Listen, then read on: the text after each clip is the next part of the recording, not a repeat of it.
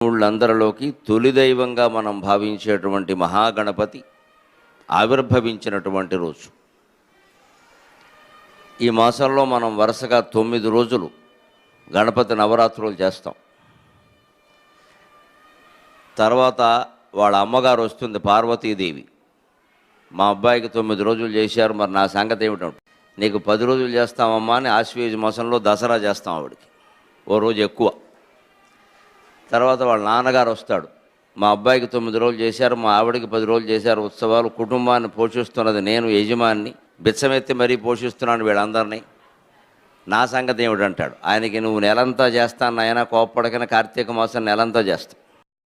తర్వాత వాళ్ళ మేనమామ వస్తాడు శ్రీ మహావిష్ణువు. మరి ఆ కుటుంబమేనా? మాది ఒకటి ఉంది ఇక్కడ, దేవుళ్ళలో చాలా ప్రధానమైన కుటుంబం, మమ్మల్ని మర్చిపోతే అలా అంటాడు. నీకు నెలంతా చేస్తామయ్యా. తర్వాత మార్గశిర మాసం ధనుర్మాసం అంతా శ్రీ మహావిష్ణువు ఆరాధన.